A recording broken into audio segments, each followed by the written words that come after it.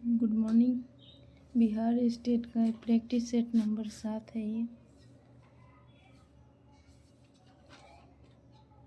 First question, संख्या में गृह विज्ञान के कितने क्षेत्र हैं? तो ये है 5। गृह विज्ञान एक कलामय विज्ञान है जिसमें कला विषयों के साथ ही विज्ञान विषय की पढ़ाई की जाती है। गृह विज्ञान के अंतर्गत मुख्य 5 विषय या शाखाएं हैं जिसमें स्नातक तथा स्नातकोत्तर करने के बाद पीएचडी एवं शोध कार्य करती है। दूसरा नंबर क्वेश्चन है, स्वांतन के लिए एक आवश्यक है। किसी स्थान से गंदी वायु निकालकर वहां स्वच्छ वायु पहुंचाना स्वांतन कहलाता है। स्वांतन के लिए खिड़कियां, दरवाजे और वेंटिलेटरों की पर्याप्त संख्या, घर का बड़ा व पर्याप्त आकार का होना तथा पर्याप्त मात्रा में हरे वृक्षों का होना नितांत आवश्यक होता है। 2 का डी ऑप्शन हो जाएगा। रंगों के नाम इसके द्वारा दिए जाते हैं। तो रंगों के नाम उसके तीव्रता तथा तरंगदैर्घ्य के आधार पर दिया जाता है। लाल रंग का तरंगदैर्घ्य सबसे अधिक तथा बैंगनी रंग का सबसे कम होता है। तो 3 का हो जाएगा सी, तीव्रता। द्वितीयक रंग क्या है? प्राथमिक रंग के मिश्रण से बनाए गए रंग द्वितीयक रंग है। प्रांग के अनुसार रंगों का वर्गीकरण: प्राथमिक रंग, द्वितीयक रंग, मध्यवर्ती रंग, तृतीयक रंग, चतुर्थ रंग। प्राथमिक रंग में होता है पीला, लाल, नीला।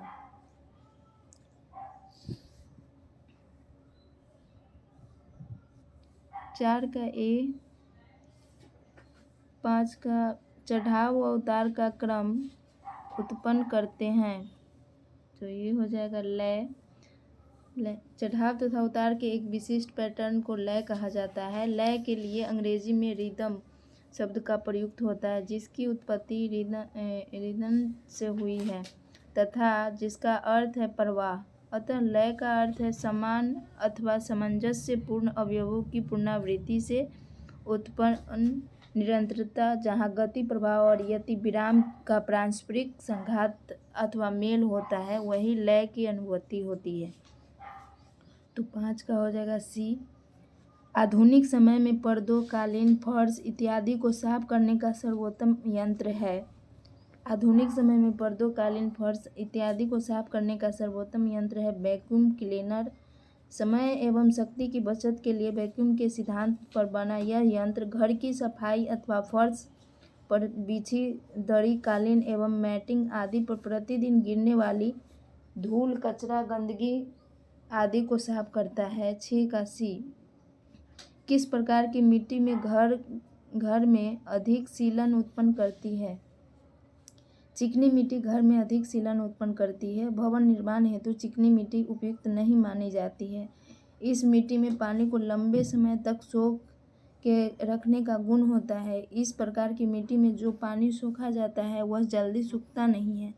साथ ही साथ हमेशा सीलन के कारण घर की नींव और दीवारें कमजोर हो जाती है।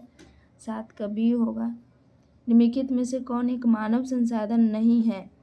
मानव संसाधन में 2 साधन सम्मिलित हैं जो मनुष्य में वंशागत होते हैं, अर्थात वे उससे अलग नहीं किए जा सकते। कुछ मानवीय साधन भौतिक साधनों से अधिक सूक्ष्म होते हैं, जैसे ज्ञान, कुशलता एवं योग्यता, समय और ऊर्जा। ये ऐसे महत्वपूर्ण मानवीय साधन हैं जो पारिवारिक सदस्य में पाए जाते हैं और अमानवीय साधन की अपेक्षा अधिक महत्वपूर्ण होते हैं। मानवीय साधन।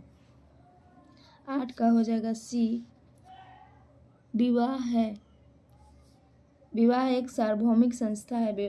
परिवार समाज की एक मौलिक इकाई है। यह संपूर्ण समाज की आधारशिला है। यह एक सार्वभौमिक संस्था है जिसमें परिवार की समाज की प्राथमिक मौलिक इकाई है। 9 का बी हो जाएगा। अपने परिवार, समाज तथा राष्ट्रपति हेतु अपनी क्षमताओं का संपूर्ण उपयोग कर मानव जाति का कल्याण कर सकता है। तो ये हो जाएगा स्वस्थ व्यक्ति ही अपने परिवार, समाज तथा राष्ट्रपति हेतु अपनी क्षमताओं का संपूर्ण उपयोग कर मानव जाति का कल्याण कर सकता है। 10 का सी हो जाएगा। समाजशास्त्र की सर्वप्रथम पुस्तक का नाम है। समाजशास्त्र की सर्वप्रथम पुस्तक का नाम प्रिंसिपल ऑफ सोशियोलॉजी है जिसके लेखक हर्बर्ट स्पेंसर है। Option number C. एकाधिकार और नियंत्रित व्यापार का अधिनियम किस वर्ष प्रभाव में आया?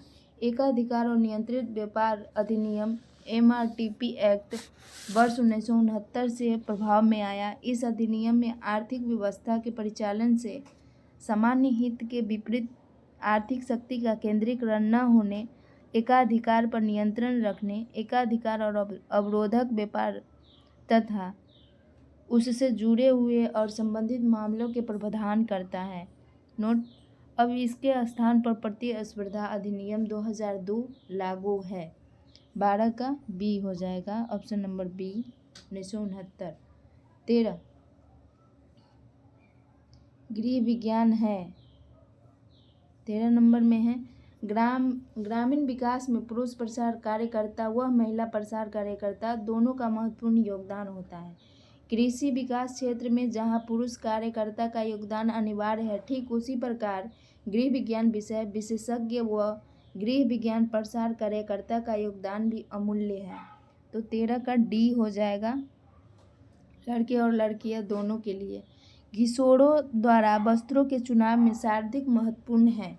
प्रचलित शैली किशोरों द्वारा वस्त्रों के चुनाव में सर्वाधिक महत्वपूर्ण कारक है, क्योंकि किशोर फैशन के अनुसार अपने पहनने के वस्त्र का चयन करता है। 14 का डी हो जाएगा। कपड़े सिलने से पूर्व ड्राफ्टिंग क्यों करनी चाहिए? कपड़ा सिलने से पूर्व ड्राफ्टिंग करनी चाहिए क्योंकि ड्राफ्टिंग करने से कपड़ा व्यर्थ नहीं जाता तथा कपड़ा गलत काटने की संभावना भी नहीं रहती। वस्त्र की सिलाई प्रारंभ करने से पूर्व उसका खाका बना लेना चाहिए। इस खाके को ही ड्राफ्ट कहते हैं। ड्राफ्ट कागज़ पर बनाया जाता है। तो 15 का डी हो जाएगा। ए और बी दोनों हैं। कपड़ा व्यर्थ नहीं जाता और कपड़ा काटने की संभावना नहीं रहती। ठीक है। कलमकारी डॉट डॉट प्रकार की छपाई है। कलमकारी उन्मुक्त प्रकार की छपाई है। यह वस्त्र वाटिंग छपाई का ही पुरातन रूप है।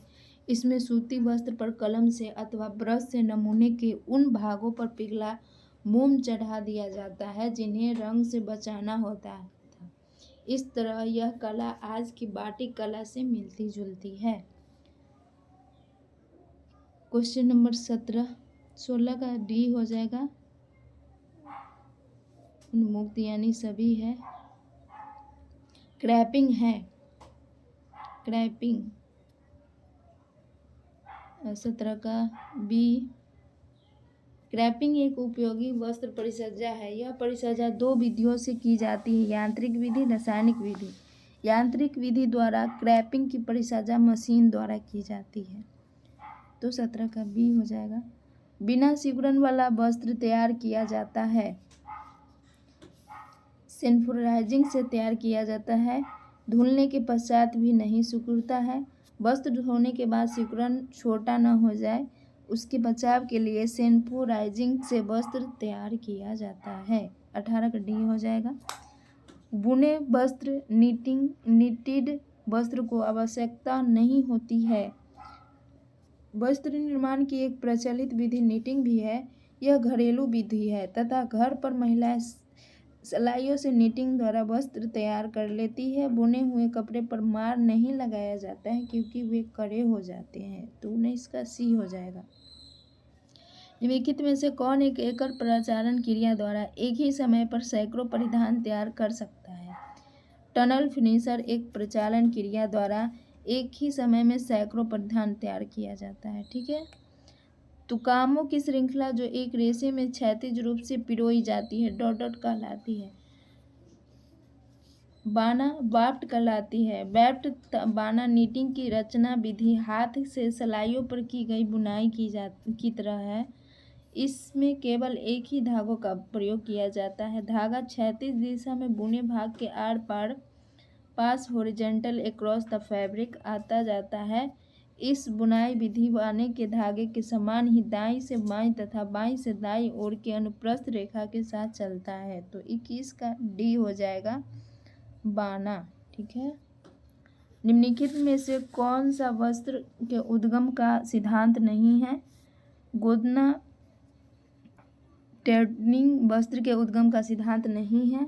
वस्त्र उद्गम का संबंध आवश्यकता से है, लेकिन विकास की प्रक्रिया में आगे बढ़ते हुए इससे क्रमशः सुरक्षा, सजा और लज्जा के साथ जोड़ दिया गया है। आधुनिक जीवन शैली में अलग अलग वर्गों के लिए वस्त्र की उपयोगिता अलग अलग आधार पर तय की जा सकती है। तो 22 का बी हो जाएगा गोदान। कपड़े की लंबाई व चौड़ाई को वांछित दशा में लाने के लिए वस्त्र पर की जाने वाली परिसज्जा कहलाती है। तो ये कपड़े की लंबाई व चौड़ाई को वांछित दशा में लाने के लिए वस्त्र पर की जाने वाली परिसज्जा टेंटरिंग कहलाती है। यह परिसज्जा वस्त्र के आकार प्रकार को सही करने के लिए अपनाई जाती है। यह एक यांत्रिक परिसज्जा है। ठीक है, 23 का सी हो जाएगा। बनावटी टेक्सटाइल रेशे होते हैं। 24 बनावटी टेक्सटाइल रेशे अधिक टिकाऊ और चिकना होते हैं। बनावटी टेक्सटाइल के वस्त्र इच्छा अनुसार बनाए जाते हैं। तो 24 का सी हो जाएगा। ठीक है, 25 भोज्य पदार्थ के परिरक्षण में प्रयुक्त होने वाले मुख्य रासायनिक पदार्थ है। मुख्य रासायनिक पदार्थ क्या हो जाएगा? Sodium benzoate. बी लंबाई और धागे तथा या ताने जो किनारे के समानांतर होते हैं कहलाती है। तो ये समानांतर क्या कहलाएगी? ऑफ ग्रेन कहलाएगी। अगर फोल्ड कुछ झुर्रियाँ नज़र आती है तो इसका मतलब यह है कि फैब्रिक ऑफ ग्रेन है। ठीक है, वस्त्र निर्माण के लिए रेशे तैयार करने का सही क्रम है सिकोड़ना, सीधा करना, छाप लगाना, प्रेस करना।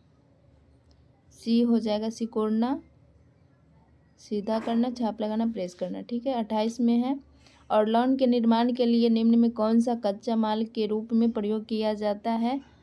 तो ये एक्रिलोसाइट्राइल का प्रयोग कच्चा माल के रूप में प्रयोग किया जाता है। ऑर्नॉल एक एक्रिलिक रेशा है। यह भी एक संश्लेषित पॉलीमर रेशा सिंथेटिक पॉलीमर है जो एक काफ़ी जटिल रासायनिक प्रक्रियाओं के फलस्वरूप बनता है। ऑर्नॉल की आणविक संरचना में पॉलीमर की एक लंबी श्रृंखला चेन होती है। इसमें 85% एक्रोलोनाइट्रिल होता है। इसमें कार्बन, हाइड्रोजन, ऑक्सीजन और नाइट्रोजन के अणु पाए जाते हैं। 28 का हो जाएगा बी। रासायनिक रूप से नायलॉन है। 29 रासायनिक रूप से नायलॉन पॉलीएमाइड रेशे का उदाहरण है। नायलॉन ऐसे छोटे कार्बनिक अणु के बहुलीकरण प्रक्रिया द्वारा बनाया जाता है।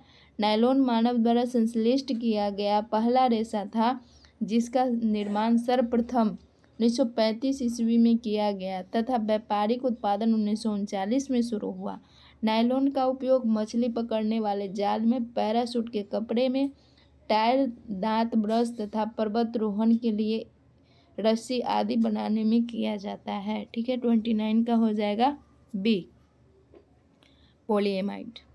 ठीक है, 30 इनमें से कौन सा पूर्ण निर्मित रेशे का उदाहरण है? तो 3 प्रकार के रेयॉन बनाए जाते हैं। नाइट्रोसेलुलोज रेयॉन, कुप्रामोनियम रेयॉन और विस्कोस रेयॉन। रेयॉन की खोज 19वीं शताब्दी का वैज्ञानिक चमत्कार है। इसे कृत्रिम रेशम कहा जाता है। यह मानव निर्मित द्वारा पहला रेशा है। तो 30 का क्या हो जाएगा? बी हो जाएगा रेयॉन। ठीक है, 31 रेशम की निम्नलिखित विशेषता में से कौन सी गलत है? तो कौन सा गलत है? इसका विशिष्ट गुरुत्व 2.5 होता है, यही गलत है। रेशम के तंतु में उच्च तनाव सामर्थ्य पाई जाती है। अति सूक्ष्म व्यास के कारण रेशम के वस्त्र हल्के होते हैं। इसका विशिष्ट गुरुत्व 1.52 होता है। यह नमी को जल्द सोख लेता है तथा अवशोषण क्षमता अधिक होती है और रेशम वस्त्र पहनने में आरामदायक महसूस होता है। इसकी सूखी धुलाई द्वारा धुलाई करनी चाहिए तथा इस पर H2O2 अथवा SO2 ब्लीच का प्रयोग करना चाहिए। तो ऑप्शन नंबर बी गलत है, जो कि इसमें 2.5 दिया गया है। आंसर होगा 1.52। ठीक है, डॉट डॉट ऊष्मा का कुचालक है, तो रेशम ऊष्मा का कुचालक होगा। ठीक है, ऊन जलने के बाद देती है, ऊन जलने के बाद काली भस्म देता है। ऊन जलने की प्रक्रिया धीमी गति से होती है किंतु जलते समय इसमें से पंखों के जलने के समान गंध निकलती है। जलने के उपरांत काले रंग के गुब्बारे जैसा अवशिष्ट पदार्थ रह जाता है। तो 33 का क्या हो जाएगा? ए। अल्फा रेशा की व्युत्पत्ति किस से होती है। अल्फा रेशा की व्युत्पत्ति भेड़ के बालों से होती है। अल्पाक मुख्यतः पेरू प्रदेश में पाया जाता है। यह जानवर लामा के समान दिखाई पड़ता है, परंतु यह लामा से थोड़ा छोटा होता है। इसके बाल लंबे, कोमल एवं घने होते हैं। इसके बालों की लंबाई 10 से 12 इंच तक होती है। इसमें रोएदार वस्त्र व कोट बनाए जाते हैं। 34 का हो जाएगा ए। ठीक है, भेड़। 35 में है पसीना सूखने की सबसे अधिक क्षमता होती है। तो पसीना सूखने की सबसे अधिक क्षमता सूती वस्त्र में होती है। कपास के तंतु में काफ़ी अधिक अवशोषण क्षमता पाई जाती है। उत्तम अवशोषकता के ही कारण गर्म जलवायु में सूती वस्त्र धारण करना अधिक सुविधाजनक प्रतीत होता है, क्योंकि ये वस्त्र शरीर से निकलने वाले पसीने को शीघ्र ही सोख लेते हैं। ठीक है, 35 का बी हो जाएगा। किस रेशे में ताप व उबलने को सहन करने की क्षमता होती है? तो 36 का क्या हो जाएगा? कपास या सूती। एक मिनट, हाँ। रेशे की सूक्ष्मजीव परीक्षण में जब ऐंठी और कोशिका नुमा रचना दिखती है तो वह रेशा डॉट डॉट होता है। 37 का हो जाएगा कपास यानी सूती। लीलन डॉट डॉट के तने से प्राप्त होता है। लीलन। 38 का हो जाएगा लीलन के रेशे फ्लैक्स नाम के पौधे तने से प्राप्त किया जाता है। यह पौधा वार्षिक एनुअल होता है। इसका वनस्पतिक नाम लीलन यूसिटेटिसियम है। लीलन की खेती मुख्यतः 2 उद्देश्य से की जाती है: बीज प्राप्त करने के लिए और रेशे प्राप्त करने के लिए। बीज प्राप्त करना, इनके बीज से लिनसीड तेल, वेन, वार्निश, पॉलिश, लिनोलियन, चिकने कपड़े आदि बनाए जाते हैं। रेशे प्राप्त से नीले फूल वाले लीलन उत्पन्न कोटि के लीलन, सफ़ेद फूल वाले लीलन निम्न कोटि के लीलन। यानी ऑप्शन नंबर बी हो जाएगा 38 का बी। फ्लैक्स का पौधा से होता है। स्पेंडेक्स तंतु है, तो ये तंतु हो जाएगा इलास्टामेरिक हो जाएगा। ठीक है, असत्य वाक्य का चयन करें। 41 का हो जाएगा सी। एस्बेस्टोस, ग्लास, मेडोक्रिलिक खनिज तंतु। रेशे का वह गुण जिसमें रेशे को दबाने के पश्चात छोड़ देने पर वह पुनः अपना पूर्व आयतन प्राप्त कर लेता है, यह प्रक्रिया प्रतिस्कंदता कहलाती है। रेशा में उपस्थित प्रतिस्कंदता के गुण कारण ही वस्त्र में शीघ्रता से सिकुड़ नहीं पड़ती है। वस्त्रों को दैनिक प्रयोग के पश्चात टांगना, मोड़ना अथवा लपेटना पड़ता है, जिससे उनकी तहें अक्सर मुड़ जाती है अथवा विकृत हो जाती है, परंतु फिर भी वह वस्त्र प्रतिस्कंदता के गुण के कारण ही अपनी पूर्वाकृति प्राप्त कर लेती है। ठीक है, तो 40 का हो जाएगा सी प्रतिस्कंदता, और 41 का हो जाएगा आपका बी होगा, जो कि हम गलत बताए हैं आपको।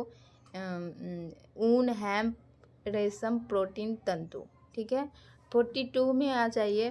42 का हो जाएगा सी स्टीमिंग। खाना पकाने की उस विधि का नाम बताइए जिसमें अक्सर नाजुक स्वाद वाले खाद्य पदार्थ को पकाने के लिए प्रयुक्त किया जाता है, जिसमें लंबे समय तक खाना पकाने के समय की आवश्यकता नहीं होती है, जैसे अंडा, फल व मछलियाँ। तो स्टीमिंग।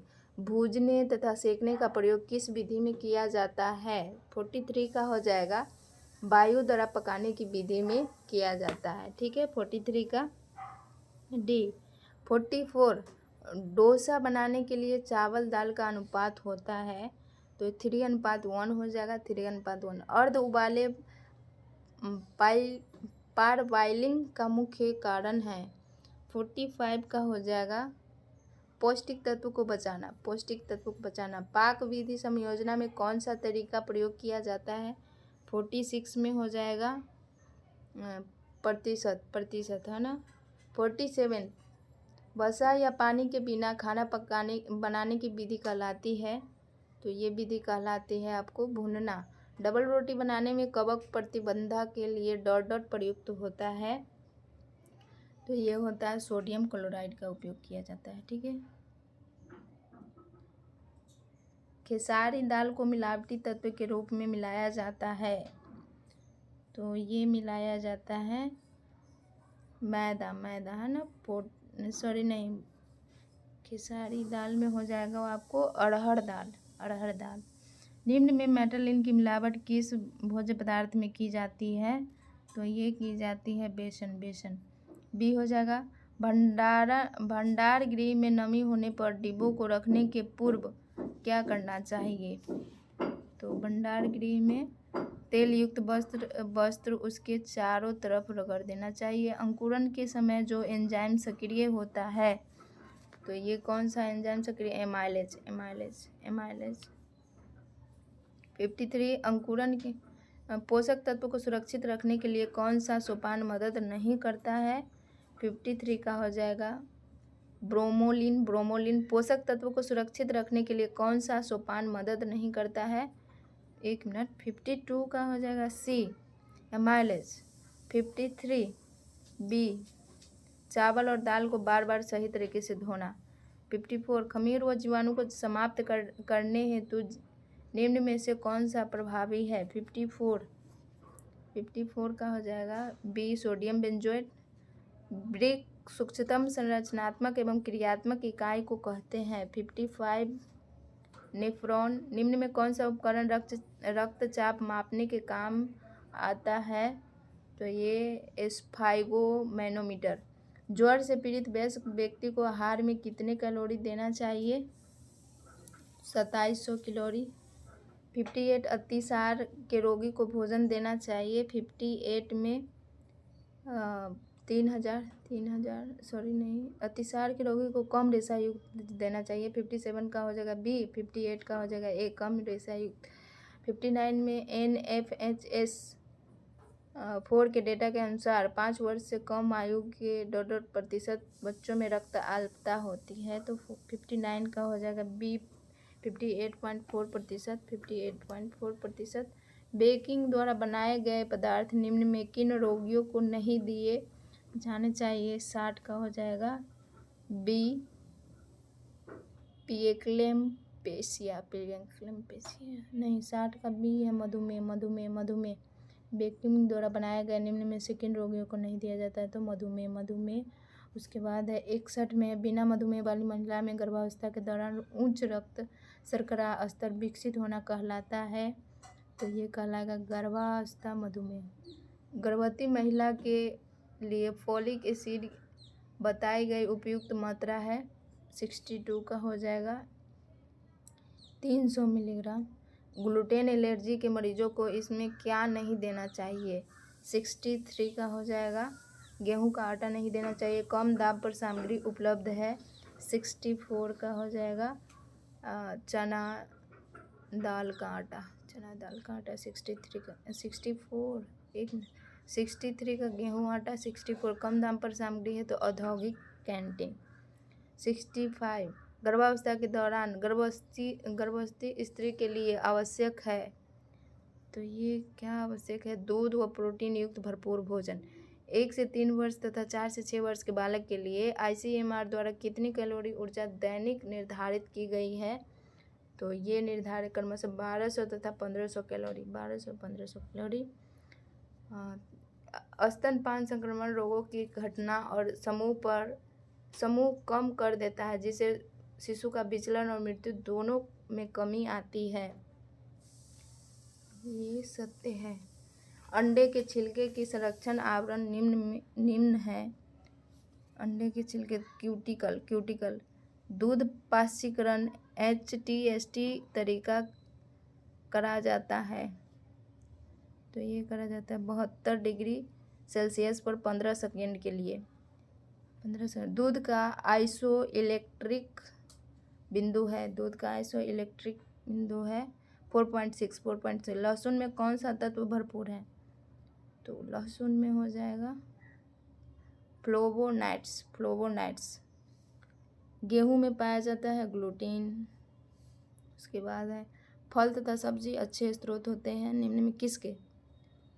तो ये हो जाएगा खनिज लवण विटामिन रेशे का। लेथिरिज्म नामक खतरनाक बीमारी होती है खेसारी की दाल से। मृदा युक्त जल के उपयोग द्वारा शुद्ध किया जाता है। तो ये शुद्ध किया जाता है फिटकिरी। हृदय की धड़कन नियंत्रित करने के लिए भोजन नियंत्रित करने के लिए कौन सा खनिज आवश्यक है? 76 सोडियम। वस्त्र का प्लेटा जाना जाता है डॉट डॉट का साथ अधिक मज़ेदार होता है। 77 का हो जाएगा सीधा स्वभाव। पोटेशियम की प्लाज्मा सांद्रता है पोटेशियम की 1.2 से 5.0 मिलीग्राम। किस पौष्टिक तत्व की कमी से 3D नामक बीमारी हो जाती है? 3D नामक बीमारी हो जाती है तो ये विटामिन B3 नियासिन की कमी से 3D रोग हो जाती है। 79 का D हो जाएगा। नींबू में निम्नलिखित विटामिन प्रचुर मात्रा में तो C पाया जाता है। उसके बाद है 81 क्रोनिलजीरोसिस सूखापन डॉट डॉट की कमी का एक रोग विषयक चिन्ह है तो ये विटामिन ए। जैम बनाया जाता है जैम बनाया जाता है फल के गुर्दे से। साबुत अनाज किस विटामिन के महत्वपूर्ण स्रोत होते हैं? साबुत अनाज 83 का हो जाएगा फल 83 विटामिन बी विटामिन है ना। हाँ साबुत अनाज विटामिन। जैम बनाया जाता है फलों के रस से नहीं फलों के गुर्दे से और उसके बाद नींबू में सी है ठीक है। 81 का ए हो जाएगा जैम बनाया जाता है 81 ये ठीक है। विटामिन ए जैम बनाया जाता है फलों के गुर्दे से। 83 साबुत अनाज विटामिन के महत्वपूर्ण स्रोत है तो बी विटामिन। लाइपेज क्रिया करता है 84 लाइपेज क्रिया करता है वसा पर। निम्नलिखित में से सबसे कम मात्रा में संतृप्त वसीय अम्ल होते हैं। 85 का हो जाएगा सरसों का तेल ठीक है। फाइनोड्रमा रोग किस पोषक तत्व की कमी से होता है? फाइनोड्रमा 86 का हो जाएगा बी हो जाएगा आवश्यक वसीय अम्ल है ना। 86 बी। प्रोटीन की इकाई है 87 में हो जाएगा सी अमीनो एसिड। खाद्य पदार्थ में नाइट्रोजन की मात्रा के क्रूड प्रोटीन में परिवर्तित होने का आकलन करने के लिए रूपांतरित गुणक है। 88 का हो जाएगा ए 6.25। प्रोटीन विश्लेषण की सबसे अधिक उपयोग होने वाली विधि है 89। प्रोटीन विश्लेषण की सबसे अधिक उपयोग होने वाली विधि जेल्डाल विधि है। प्रोटीन का हमारे आहार में प्रमुख स्थान है। प्रोटीन भोजन के तीनों कार्यों को पूरा करता है। एक शरीर की वृद्धि में विकास, तंतु का नवनिर्माण तथा मरम्मत व रखरखाव, शरीर की महत्वपूर्ण क्रियाओं को नियंत्रित कर रखना। प्रोटीन ग्रीक भाषा के शब्द प्रोटियोस से बना है जिसका शाब्दिक अर्थ होता है प्रथम स्थान ग्रहण करने वाला। 89 का ए। प्रोटीन संश्लेषण की सबसे अधिक उपयोगी होने वाली विधि है 89 का हो जाएगा जेल्डॉन विधि। डोपामाइन निम्न में से किस अमीनो अम्ल द्वारा संश्लेषित की जाती है? डोपामाइन निम्नलिखित में से मिथियोनाइन अमीनो अम्ल द्वारा संश्लेषित की जाती है। प्रोटीन 20 अमीनो अम्ल के भीतर सहयोग शामिल होते हैं। 90 का हो जाएगा ए मिथियोनाइन। माँ के दूध में प्रोटीन का कौन सा रूप पाया जाता है? माँ के दूध में तो ये कोई भी प्रोटीन इसमें से नहीं है। माँ के दूध में कोलेस्ट्रॉल कहते हैं। यह माँ के शरीर से निकलने वाला शुरुआत के कुछ दिनों का दूध होता है। यह पीला चिपचिपा गाढ़ा पदार्थ होता है। माँ के दूध में कुछ एंटीबॉडीज पाए जाते हैं जो कि शिशु में प्राकृतिक रोग प्रतिरोधक क्षमता को विकसित करते हैं। माँ के दूध में विटामिन ए साथ ही गामा ग्लोबुलिनल पदार्थ पाया जाता है जो कि शिशु के विकास में महत्वपूर्ण भूमिका निभाता है। 91 का डी हो जाएगा। शरीर में ऊर्जा का प्रमुख स्रोत क्या है? 92 का शरीर में ऊर्जा का प्रमुख स्रोत कार्बोहाइड्रेट है जो चावल, गेहूं, बाजरा तथा मीठे फलों आदि में पाया जाता है। कार्बोहाइड्रेट शरीर में शक्ति को बनाए रखता है एवं गर्मी प्रदान करता है। हम जब भोजन करते हैं तो उससे उत्पन्न कार्बोहाइड्रेट ग्लाइकोजन में परिवर्तित होकर मांसपेशियां तथा जिगर में एकत्रित हो जाता है और ज़रूरत पड़ने पर शरीर इसका इस्तेमाल करता है। यदि शरीर में कार्बोहाइड्रेट कम हो जाए तो कमजोरी एवं आलस, जबकि अधिकता से अधिक वसा एकत्रित होने से मोटापा आ जाता है। धातव्य है कि प्रोटीन व्यक्ति के शारीरिक विकास एवं कोशिकाओं की टूट फूट से मरम्मत तथा वसा असंत ऊर्जा का स्रोत होती है। 92 का बी ऑप्शन हो जाएगा कार्बोहाइड्रेट। मानव शरीर में स्टार्च के पाचन के लिए सर्वाधिक उत्तरदायी एंजाइम है। 93 स्टार्च के पाचन में एमाइलेज नामक एंजाइम सहायक होता है। स्टार्च का पाचन मुख्य रूप से मुख तथा छोटी आंत में होता है। मुख में स्टार्च, टाइलिन, डेक्सट्रिन। अमाशय में स्टार्च का पाचन नहीं होता, परंतु सूक्ष्म मात्रा में कार्बोज स्टार्च डाइसेकेराइड में टूट जाते हैं। छोटी आंत में अग्नाशी रस द्वारा स्टार्च, अग्नाशिक एमाइलेज, डेक्सट्रिन तथा माल्टोज। आंत रस द्वारा माल्टेज, ग्लूकोज। लैक्टोज में लैक्टेज, ग्लूकोज तथा गैलेक्टोज। सुक्रोज में सुक्रोज, ग्लूकोज तथा फ्रुक्टोज। इसलिए 93 का हो जाएगा ए एमाइलेज। 94 इनमें कौन सी प्रक्रिया भोज्य पदार्थ में जीवाणु को जाने से रोकता है? तो इरेडिएशन प्रक्रिया में भोज्य पदार्थों में जीवाणु को जाने से रोकती है। 94 का ए हो जाएगा। पाश्चुकरण मुख्यतः किया जाता है। तो 95 पाश्चुकरण का प्रयोग रोग पैदा करने वाले सूक्ष्म जीवाणुओं को नष्ट करने के लिए किया जाता है। 95 का बी ऊर्जा का मूल स्रोत है। ऊर्जा का मूल स्रोत क्या है? 96 पृथ्वी पर ऊर्जा का मूल स्रोत सूर्य है। पृथ्वी पर लगभग समस्त जीवन के लिए सूर्य तापीय ऊर्जा, ऊष्मीय ऊर्जा एवं प्रकाश ऊर्जा के रूप में ऊर्जा प्रदान करता है, जिसे सौर ऊर्जा भी कहा जाता है। सूर्य के ऊर्जा का स्रोत उसके नाभिक में होने वाले संलयन अभिक्रिया है। सूर्य के नाभिक में हाइड्रोजन परमाणु के 2 नाभिक मिलकर हीलियम परमाणु के एक नाभिक का निर्माण करते हैं, जिससे बड़ी मात्रा में ऊर्जा निर्मुक्त होती है। 96 का ए हो जाएगा। ऊर्जा का वह प्रमुख स्रोत निम्न में से कौन सा है और जिसे कुल दैनिक भोजन का प्रमुख भाग होना चाहिए? तो 97 ऊर्जा का वह प्रमुख स्रोत कार्बोहाइड्रेट है, जिसे कुल दैनिक भोजन का प्रमुख भाग होना चाहिए। कार्बोहाइड्रेट हमारे भोजन का मुख्य भाग है। यह कार्बन, हाइड्रोजन तथा ऑक्सीजन के संगठन से बनता है। इसमें हाइड्रोजन तथा ऑक्सीजन जल के अनुपात में होते हैं, अर्थात 2 भाग हाइड्रोजन और 1 भाग ऑक्सीजन 2:1 होते हैं। कार्बोज मुख्यतः वनस्पति जगत में पाया जाता है। एक साधारण व्यक्ति के भोजन में 55% से 70% तक ऊर्जा कार्बोज से मिलती है। कार्बोज की सरलतम इकाई की संरचना 6,6H12O6 ग्लूकोज है। 97 का क्या हो जाएगा? 97 का सी हो जाएगा प्रोटीन। 98 में एक ऐसा आहार जिसमें भोजन के सभी आवश्यक घटक सही अनुपात में शामिल होते हैं, उसे क्या कहा जाता है? 98 एक ऐसा आहार जिसमें भोजन के सभी आवश्यक घटक सही अनुपात में शामिल होते हैं, उसे संतुलित आहार यानी बैलेंस्ड डाइट कहा जाता है। वह आहार जिसमें पर्याप्त मात्रा में पौष्टिक तत्व जैसे कार्बोज, प्रोटीन, वसा, खनिज, लवण एवं विटामिन विद्वान हो, जो व्यक्ति की शारीरिक वृद्धि एवं विकास के लिए पर्याप्त हो, संतुलित आहार कहलाता है। संतुलित आहार में पानी एवं रेशे भी पर्याप्त मात्रा में होनी चाहिए। इसके अलावा आहार आकर्षक, स्वादिष्ट एवं व्यक्ति की रुचि के अनुकूल होना चाहिए।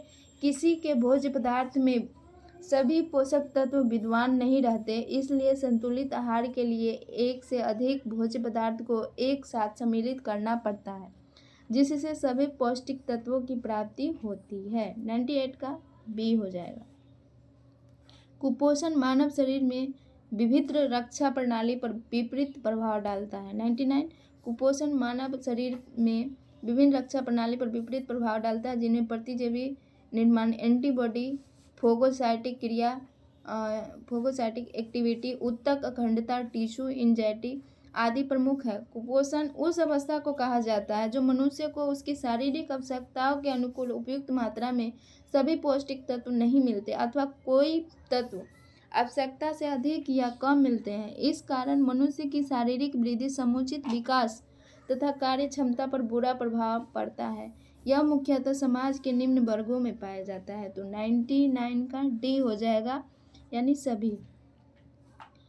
बड़ी या छोटी खाद्य सेवा इकाई में खाद्य मूल्य निम्न प्रतिशत के बीच पाया जाता है। तो सेवा इकाई में खाद्य मूल्य 40 से 60% के बीच पाया जाता है। लास्ट क्वेश्चन 100 का इसका सही आंसर हो जाएगा ए, 40 से 60%। इस प्रकार प्रैक्टिस सेट नंबर 7 समाप्त। Okay, bye.